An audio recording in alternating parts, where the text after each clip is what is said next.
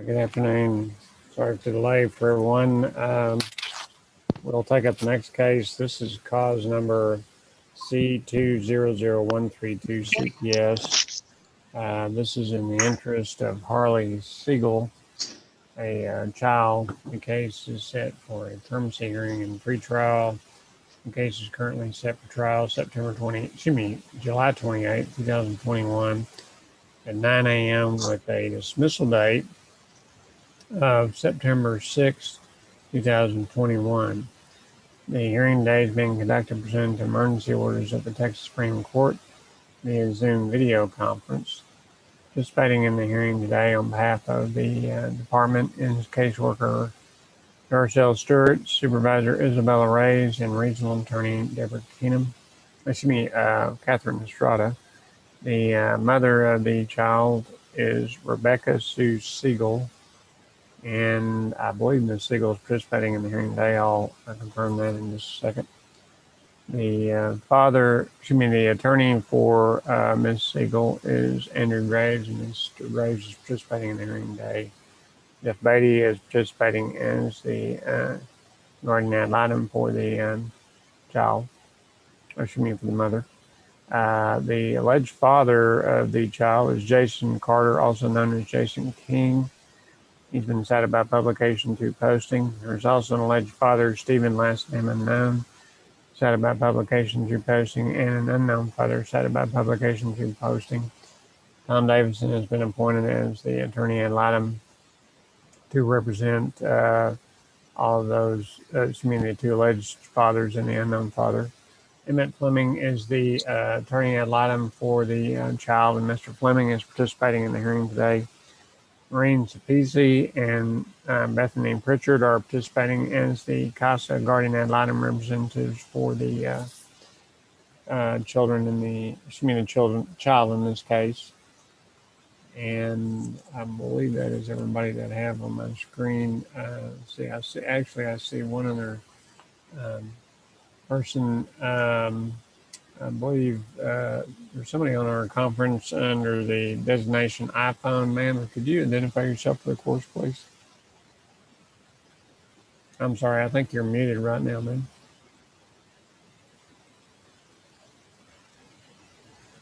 Young, the foster mother. Okay, thank you. Did it work? And let's see. I think that's everybody that I'm showing on my screen at this point.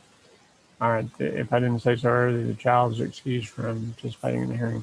I think technically we had commenced a hearing on May 4, 2021, and the court had to recess that hearing and continue into today's date. I think in the interest of everyone involved, it would probably be best to start the hearing with testimony as to the status of the case from the department, unless there's an objection. So I'm going to ask Ms. Sapisi, Ms. Seagle, Ms. Stewart, Ms. Pritchard, and Ms.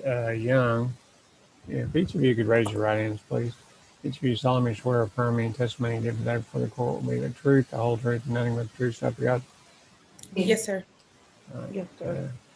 Mr. Graves, Mr. Davidson, and Mr. Beatty, are y'all ready to proceed, or do we need to take up something first? Your Honor, the only issue we have here, of course, this has been reset a few times.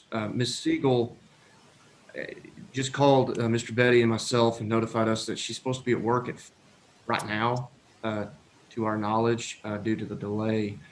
I'm not sure how the court wishes to proceed. I don't know how long she can stay on the call. I'm prepared to proceed further unless she has an objection to that, but that's my announcement. Right now, I think we have a trial set on July 28th, unless there's a request to move or change that. I suppose if my problem is, if I move it, I really don't have another place to put it between now and time of trial. And I'll be honest with you. So I'm prepared to proceed now, or I think there's a report on file. Yes, sir. And let me just finish my thought, and then I'm happy to hear anything y'all have to say about it. But there's a report on file. Not saying you necessarily agree with everything in the report. We could proceed based on those reports, and the court can take just notice of and continue the status quo with the trial set it. But there may be additional information or evidence y'all want to get in, or there may be procedural matters you want to take up. I'm happy to proceed any way you want to go, but I'm not.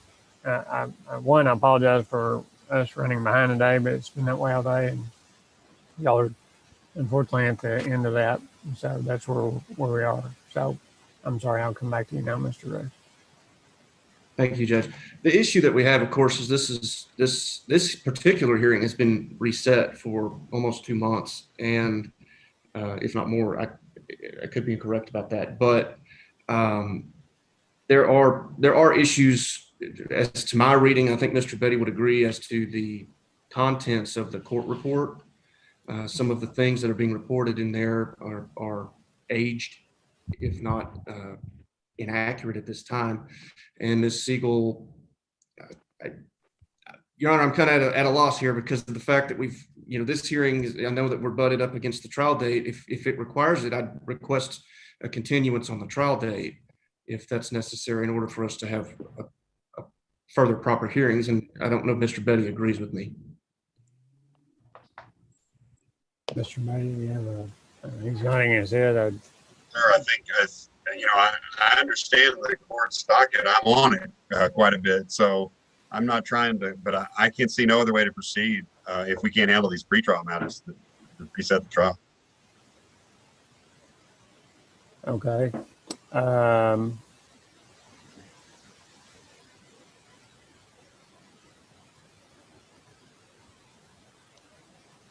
I'm sorry if y'all stand by just a second. I'm just looking to see if I have any place else I could go with something between now and the time of the 28th, and frankly don't see much prospect of that. I think what I would suggest to the attorneys is, as much as I hate to push it off again, I want to give you all the time to explore everything before we proceed to trial, because I think in fairness to you and your client, you'll need to be able to present your evidence, but also determine what the department's evidence in some respect will be relating to the trial by examination of witnesses. My inclination would be to vacate the trial and try to reset this for another permanency hearing prior to the reset trial. I think our dismissal date right now is September 6th. And just knowing what the court's calendar is, that would mean if we were going to reset it, it would have to be set right around the end of August to fit within the current dismissal date. The other option would be I could extend the dismissal date. I don't think it's been extended, with the understanding I would try to reset the trial a little bit later in September. But my problem is right now with the September 6th dismissal date, I don't have any time in September to set it unless I move it back a little bit. So that's kind of where I'm at. I would either reset it sometime in late August with a pretrial set between now and then, or I'd have to extend it and set a pretrial sometime in August and then set the trial sometime in later September. So I'll come back to you, Mr. Graves. Do you have a preference on that? I know I'm kind of putting you in the posture because of my docket, but I'm just what my situation is right now. Yes, sir. And we obviously appreciate the court seeing the issue that we have here. Your Honor, I think that if it pleases the court, I believe that we can be available when needed prior to that September date. But obviously, any chance or any opportunity that I can ever get from my client to continue to work his or her services, I'm going to take. If we extend it, that obviously provides more time. No, I don't have a motion to extend to this point, so I don't know that I can take that up unless everybody that's participating is in agreement with that. I'm not trying to suggest we do that. I'm just saying that if I were going to move beyond the September 6th timeframe, I would have to extend the dismissal date in the case. Mr. Let's see, Mr. Fleming, do you have any position on this scheduling issue at this point? Well, Your Honor, I'd like to have the case ended, but other than that, I think we have to be fair to Ms. Seagle, and she needs to be able to participate in the pretrial hearing. I'm fine with setting the trial at the end of August and finding a spot to put it in between, if we can get an agreeable spot in between for the permanency and the pretrial. Okay. Mr. Davidson, do you have anything you want to add to? Your Honor, I will be flexible and fit my my requirements within the court schedule. Thank you, Ms. Speasy and Ms. Pritchard. Anything you want to address about the scheduling issue at this point? I'm not getting into the evidence of the case yet. Right, Your Honor. Today, the hearing that we're in, was only delayed 30 minutes. And so I still don't understand why Ms. Seagle cannot contact her employer to let them know that she's going to be a little late for work. She was given ample notice of this court hearing, and I have an issue with us not proceeding with this hearing. Well, I understand, but I think in fairness to her and her clients, her attorneys, I'm going to need to move this out a little bit to give them some time so that she can participate in the case and they can represent her interest in the case. I think I'm going to do this. I'm going to reset the permanency hearing from today's date. I'm going to try to find a date for it. Do we have Ms. Estrada, do you know approximately how long you think a trial of this case may take at this point? I'm just looking at what I can set it in. And you may be filling in for somebody, so you may not have a good estimate on that. That I am. I'm afraid I do not have a good estimate, but Miss Reyes might. Let me ask Mr. Graves and Mr. Betty. Just from reviewing the file, I'm thinking we're probably looking at maybe a half day. Does that sound roughly accurate? That sounds about right to me, Judge. I could sure see it going maybe longer, maybe perhaps shorter, but I'm assuming at least a half a day what you're looking at for a trial. Okay, well, here's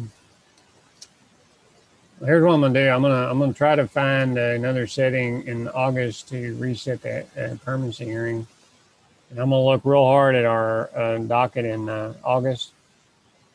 But I will just advise the parties that there is a possibility that the court may, on its own motion, extend the dismissal date and allow me to get it reset into September to allow some time for the trial, because I think I'm going to be hard pressed, frankly, to find 4 hours or longer in August to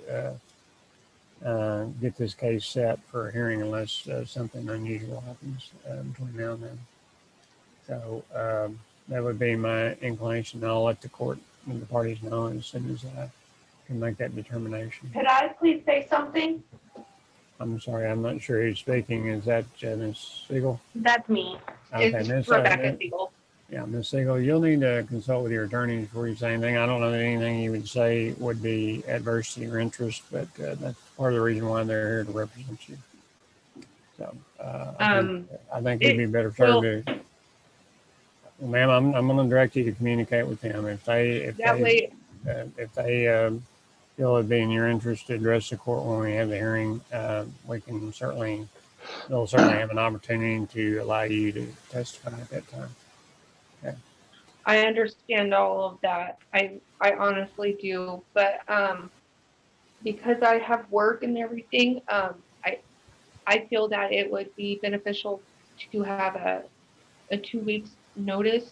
That way I can clear my entire day for court. Well, ma'am, If that makes sense let me just stop me. you. I'm going to give you all the notice I can possibly give you, but you're going to have to live with the notice that everybody else has in this case. And sometimes you get notice of 2 weeks, you may get more, you may get less. I suspect you'll get probably at least 2 weeks notice for the next hearing in this case, just because I don't think I'm going to be able to set it. And I appreciate the difficulty in you trying to arrange your schedule for your work. I applaud you for working. And so I'm not trying to interfere with that, but I have a very heavy docket, and when the case is set, it'll be set, and you'll need to try to make arrangements to be present and ready to participate when it's set with your employer. So you can consult with your attorneys about that Okay. and address it with them when it's reset. Okay. All right. Thank you. All right. Well, I'm gonna I'll have my court administrator get back with the attorneys on a reset date and whether or not the court has to extend it. Like I said, if I do, I'll commit to the attorneys. I'll try to find a setting in September to reset the case if I have to go beyond the current dismissal date. And unless there's anything else, we'll adjourn. I apologize for